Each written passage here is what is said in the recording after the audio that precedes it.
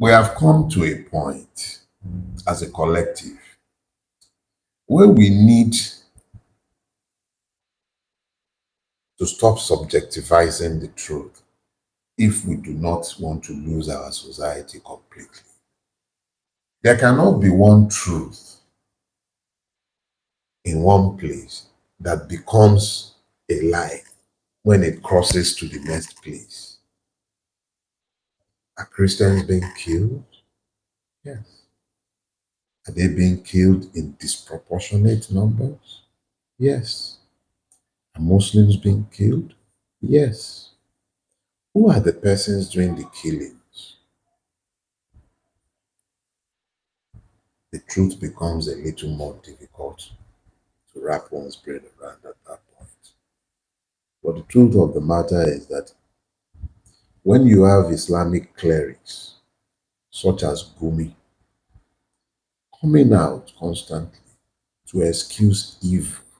Hello everyone and welcome back. So, Mr. Dele Farotimi has dropped another bombshell about the statement Donald Trump made concerning the insecurity in Nigeria. And also, Dele Farotimi made mention of Sheikh Gumi. You guys know that ever since Donald Trump made that particular statement, Sheikh Gumi has been going like everywhere just to defend these terrorists. So, that this particular statement from him that has been trending, and he said, "I will not allow Trump to buy my relative in the forest.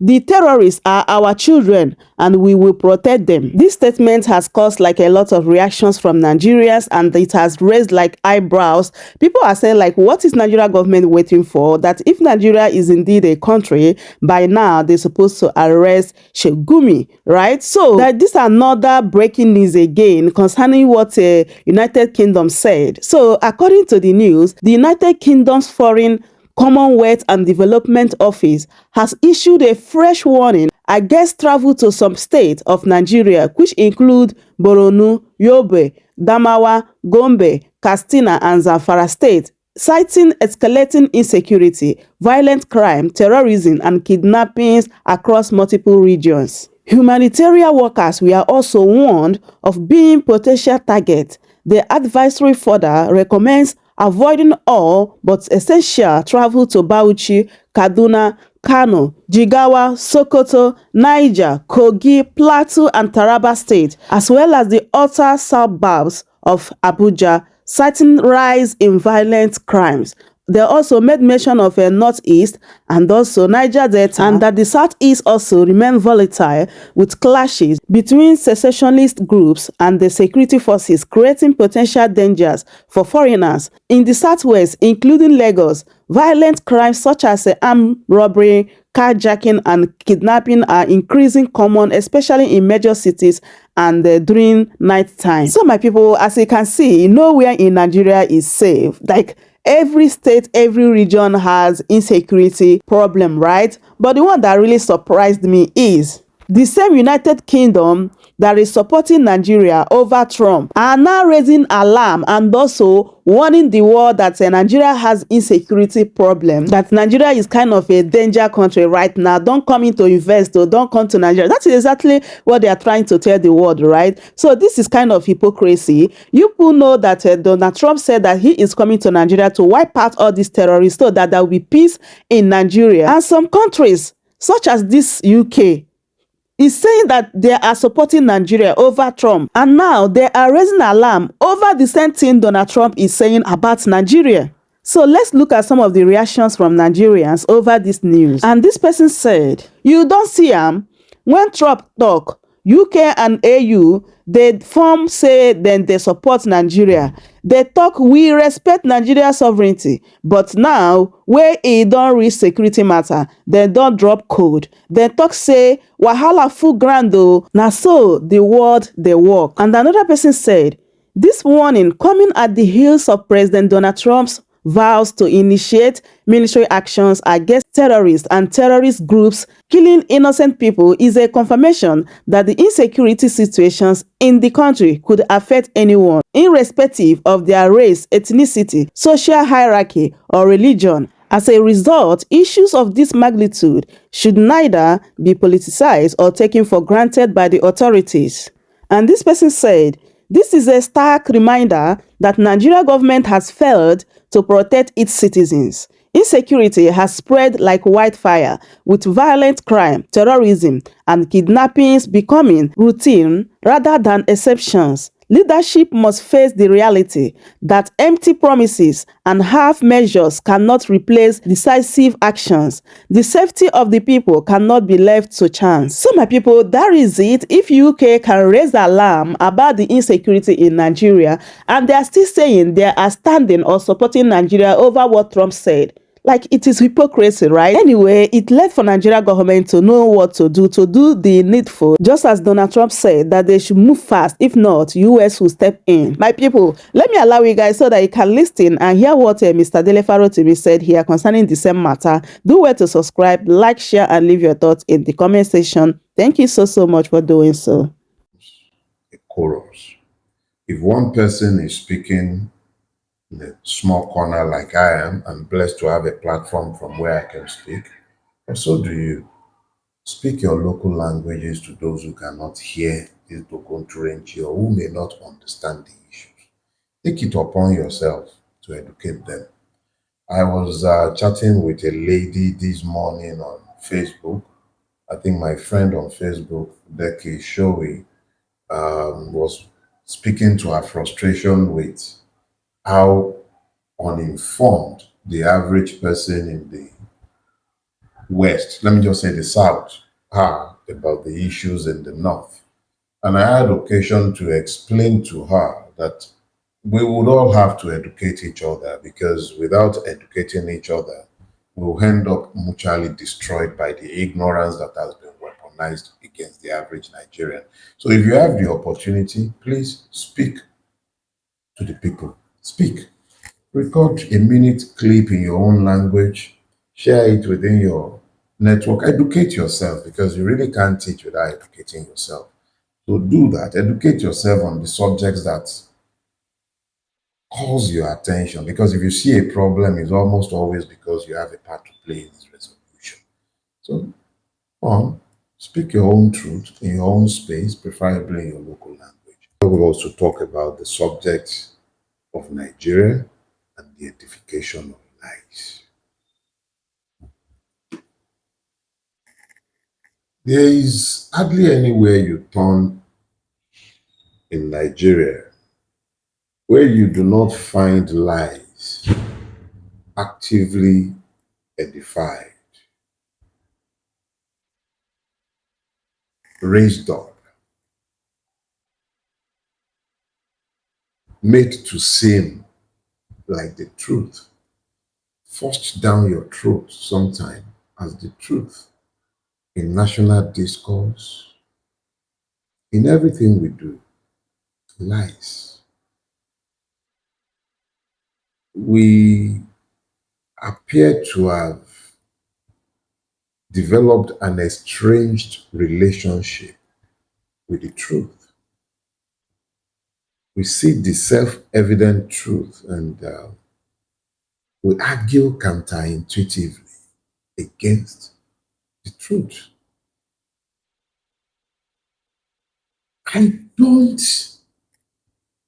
understand how we expect that something would change from the reality of what is to what we would prefer it to be, simply because we refuse to accept the truth and we create parallel narratives in edification of the lies that we prefer to believe. In recent days, I am forced to reflect on this insanity, because that is the only, when a society, an entire society, begins to suffer from a cognitive dissonance that prevents them from accepting self-evident truths, and they dissemble and move beyond dissembling to demanding that you who insist on the truth are the liar.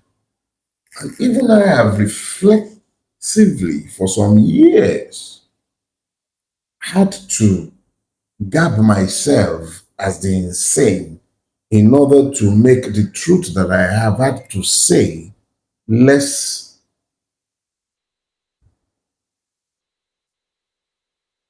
offensive to the society that has become acculturated to lies.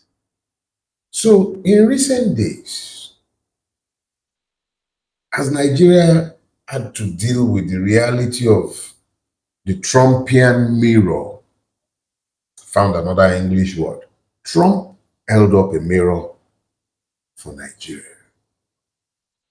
And since he held up this mirror to our country, I have seen a vain attempt at applying makeup to the image in the mirror.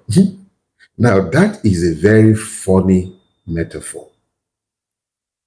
An image is in the mirror, and then you carry your mascara, your lipstick, and you begin to apply it to the image that is in the mirror that must constantly shift. Now, understand this. That is the nature of the lies that you have to tell against the manifest truth. Trump came out and he said, it was very specific. I actually have it jotted down. He put out 8 things. He says if the Nigerian government continues to allow, so they were allowing it. Is this a lie? Of course not. I was alive and well, and all of us were hearing. We were here in Nigeria when General T.Y. Danjuma said, they collude. They collude. The Nigerian army, they collude. He was the chief of army staff, a general, an eminently qualified member of what was once upon a time the Northern Oligarch, a veritable member of the Senate where they sit down to decide what became of this sorry country. He came out in the public, said, you collude. The army of the Nigerian state, it colludes. If you wait for them to protect you, you will die one by one. That was in Dele Farotimi. That was T.Y. Danjuma. If he doesn't know what he's talking about, who does? He has access to intelligence beyond my imagination. He's been a player. He's not just a player, he's a game maker. He says the army colludes. That is an institution he once led. So what has Trump said? That people are cackling like beheaded chicken up and down the place. The Nigerian government allows it. So that's the first thing that Trump said. The USA will immediately stop all aids and assistance. Think about it. How do I pay a drummer? And the drummer will be playing a beat different from the one that I want to hear. He who pays the piper dictates the tune.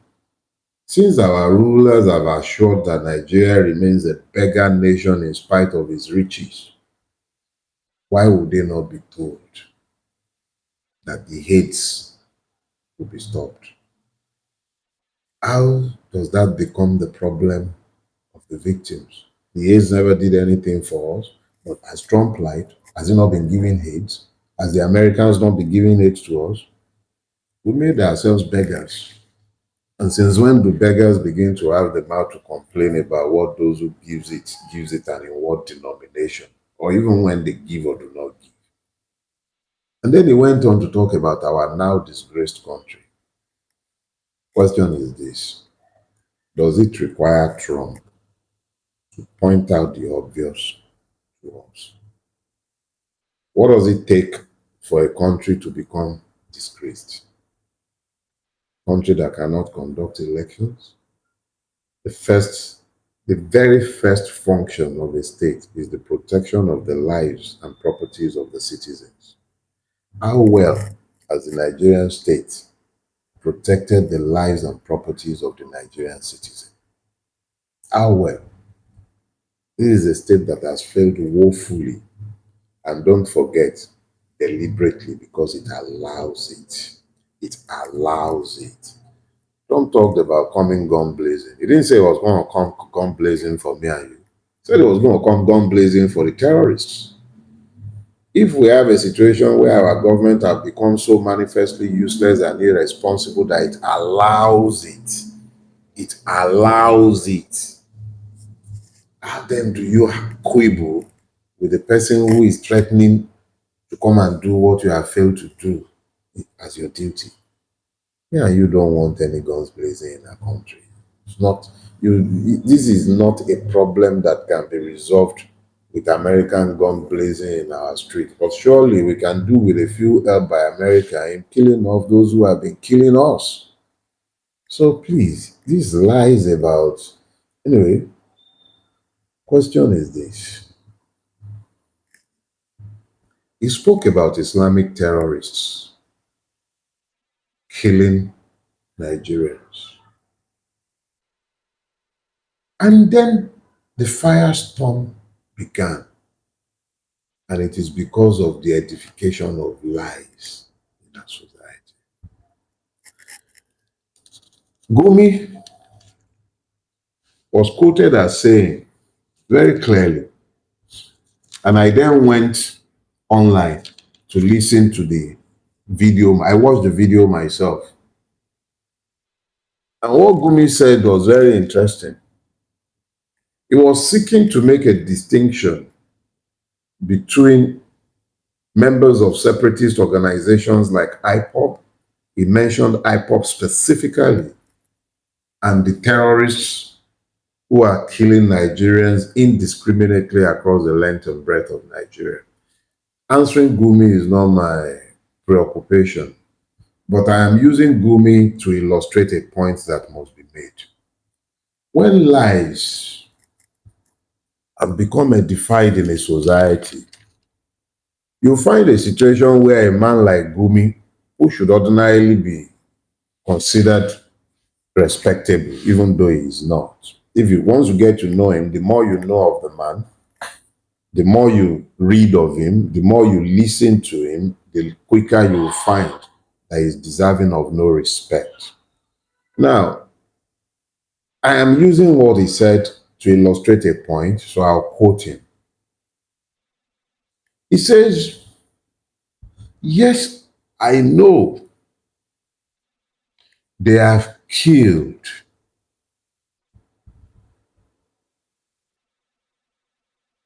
And it is wrong to kill anybody innocent. Yes, he knows that they have killed. And then he qualified it. And it is wrong to kill anybody innocent. Who determines the innocence of the killed? He went further to explain how logical it is that peace be found with these murderous terrorists, whilst no peace may be found with the separatist agitators. Like I said, IPOB was only the type that he elected to use. I will put all separatist agitators in the same basket, because separatist agitation must not, may not, and should never be equated with the madness of Islamic terrorism and Fulani militancy. Never. But these false equivalencies, which are in actual fact lies, have been erected in the Nigerian public space to normalize evil. There is a particularly gruesome reminder of why this should never, and this is not one that is particularly unique because it happens randomly, daily, wantonly, from the excused killing of Deborah in Sokoto, where an entire society, because it takes an entire society to normalize the evil, because there is a spiritual explanation, a theological normalization from the likes of Gumi, who believes that these jihadists have the right to kill those who are not innocent. Question is, who determines the innocence? Who determines the guilt of Deborah? Who determined the guilt of the Nigerian army and police officers who were killed summary style in 2018 in Iran, the headquarters of Kalibakwe? 3 UNICEF staff were equally killed, execution style, their hands tied behind their back, shot in the head. These are the persons for whom Gumi is finding explanation. They went to Yelawata, over 200 persons. They didn't even, they burnt them in their homes. These are the persons for whom Gumi is offering explanations, seeking to normalize evil. Now, when a society begins the process of edifying lies, the first thing it does is that lies are normalized. Complex social, psychological, and institutional mechanisms that normalize these falsehoods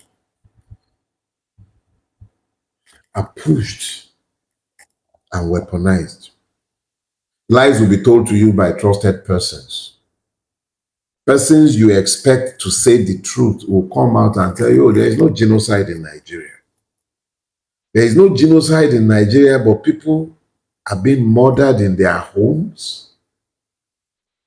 They are being displaced from their ancestral land, in some cases because of mining interests.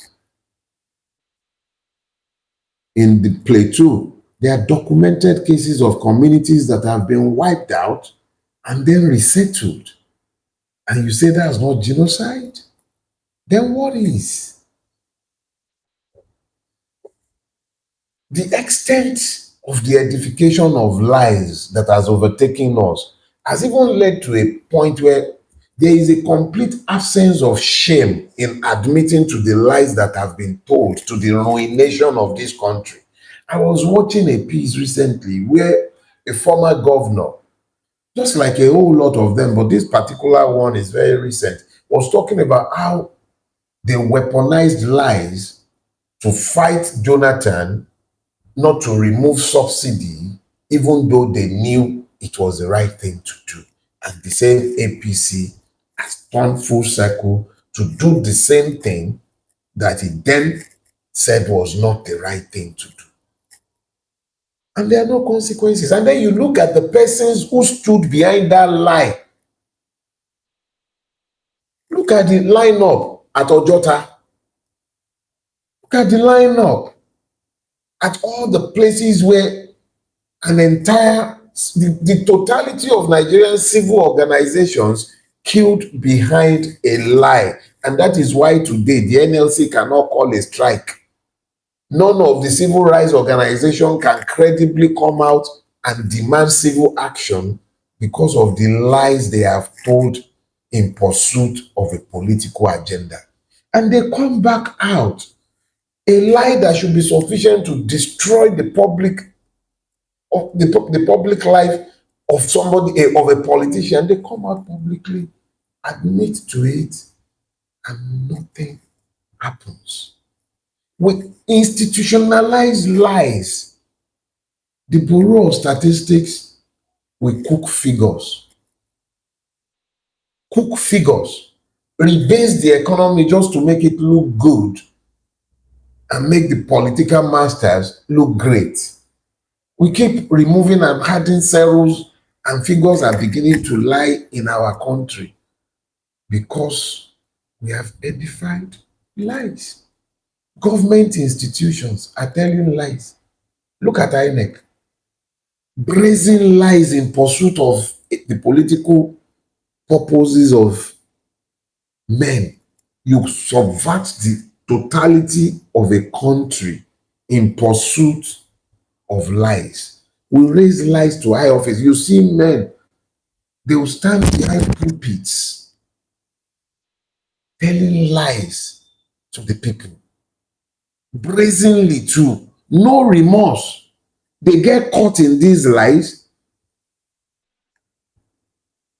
If they are not drinking tea with God, they are moving from one toilet in the airport of one country to the toilet in another country. You are not receiving miracle alerts.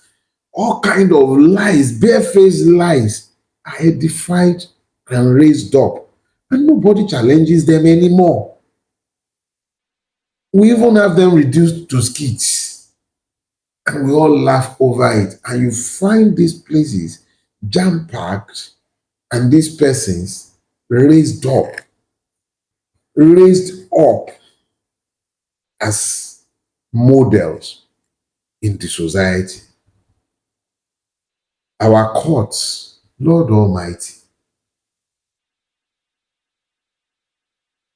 one of the commonest maxims that you find bandied around where justice is talked about. So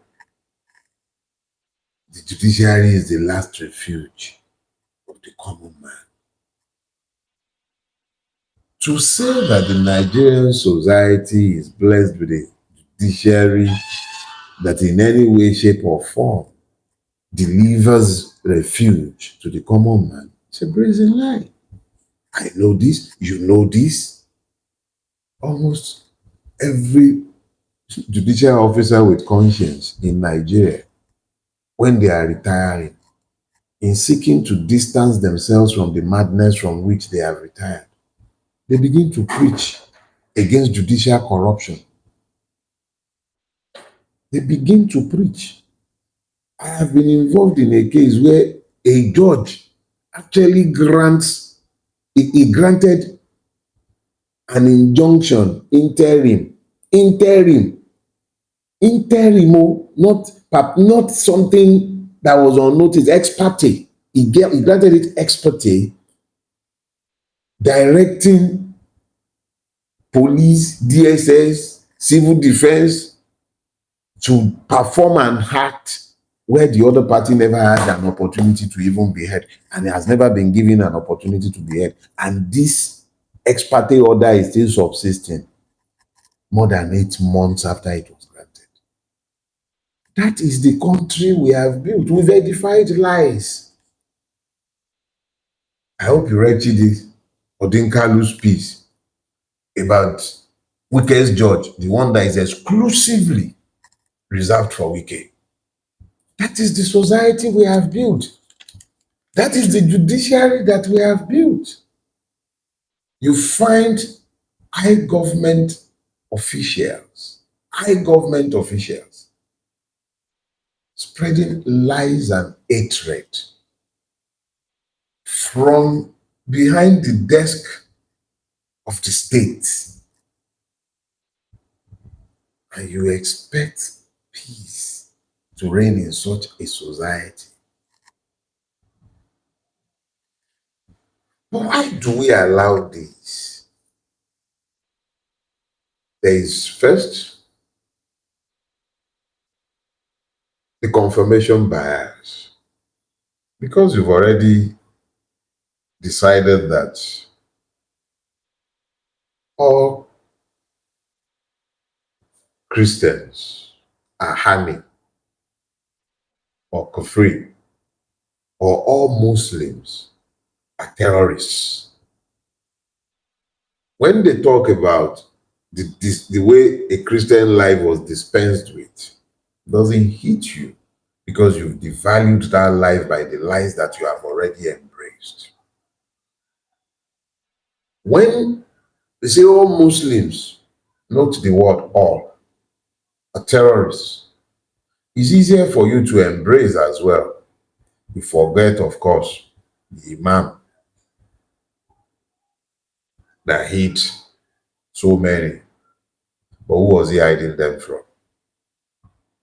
There are so many lies that we've embraced. We want simple answers to complex issues. So we embrace these lies. It is easier to believe that all my problems have come as a result of a person from that other tribe or that other ethnicity, that other religion. It's easier, much easier. But look around us. What has it bettered for us? A breakdown of public trust, social fragmentation everywhere you look, economic instability. Who want to put money in a place? Even we amongst ourselves. What have we done to ourselves? Our democratic institutions have never been more fragile. All of a sudden, we are talking about coups. Nobody trusts anything coming from government. That is the level of widespread cynicism that has overtaken us. Look, we have come to a point as a collective where we need to stop subjectivizing the truth if we do not want to lose our society completely. There cannot be one truth in one place that becomes a lie when it crosses to the next place. Are Christians being killed? Yes. Are they being killed in disproportionate numbers? Yes. Are Muslims being killed? Yes. Who are the persons doing the killings? The truth becomes a little more difficult to wrap one's brain around at that point. But the truth of the matter is that when you have Islamic clerics, such as Gumi, coming out constantly to excuse evil, when you have Christian clerics, and I find very few that can be vouched for outside of the Buba, the Ayedon ones of this world, when they speak from both sides of their mouths and they cannot speak forthrightly to the truth of what is in front of them, you begin to ask yourself, how would that society retrace its step when it continues to reinforce lies? How? And there is a truth bias that reinforces all of this. When you sit down and you're watching your TV, unfortunately for some of you watching stations like TVC, which is the official mouthpiece of the APC and Bulaba, you take it that what you are hearing is the truth. So you have the truth bias. You read the newspapers, the news are paid for. You don't know which is truthful and which is the lie. So it behooves you trust the evidence of your own senses. Believe your own eyes. Believe your own brains. Do not allow yourself in any way, shape, or form to be distracted by Nigeria and its many lies. Do not allow yourself to be distracted. The truth is self-evident. It's right there in front of you. If it quacks like a dog, moves like a dog, looks like a dog, it's almost always a dog. This edification of lies would have to stop. It has destroyed our society. It is painful that you find Islamic movement of Nigeria, bodies such as those, victims themselves, the Sheikhs, the Shiites, and they will be capable of finding excuses for the evil because of religion. All of a sudden, the Sunnis and the Shia found common purpose in denying the lies, in denying the truth and edifying a lie. Decry the language of Trump, and I do. Decry the hypocrisy of America. I've never been silent about it. But you cannot deny the truth and not look like idiots. There is a genocide going on in Nigeria. The Nigerian state is complicit in it. It will take the collective will of the Nigerian people to stop this if we must stop the destruction of our country. The only thing I can do is to say my own. But you know something that I'll say to you as I'm saying my bye-bye this morning? It became easier to speak to a people that have proven themselves obdurate and incapable of hearing when I found that by speaking to you, hmm, by speaking to you, I'm bearing testimony against you because history will recall that the same information available to me and you led me to draw the conclusions that I drew and that I warned you about. You are the ones who have willfully refused to hear. I am not unmindful of the fact that perhaps if I was dancing skelewu for you, we would have more traffic here. But that's because you imagine that what I'm doing is for now. It's not. I'm doing this for when me and you are probably long gone. When another generation inexorably will arise and they will need to find their way back to the point where we lost our way. I've had my say. I am done. I got very little left to say, but I beg of you, find common purpose and quickly. And as a last bit, you saw the shenanigans in Anambra yesterday. I laughed myself silly from Gala to what was that again? Was it Ribena? Seen all kind of funny things online. That's the democracy in 2027. It is well. Get your PVC, not because of your gala and money, but so that if somebody should offer us hope, we would at least have the first bullet in the guns that we must carry. Your first bullet is your PVC. Trust me. That first bullet is your PVC. Randy Peter is doing a fantastic job. Support him. The ICE platform is ready to be populated, and we'll put out the links. I believe Kunle told me they're ready. We should put out the links today. Yes, we'll put out the link today. One was put out for the Telegram platforms for those asking, because I've seen a couple of persons pop up with questions related to the ICE platform. Look out today on all my social media platform. We'll put out the links for you to join so that we may begin our conversations. There are multiple things we need to discuss.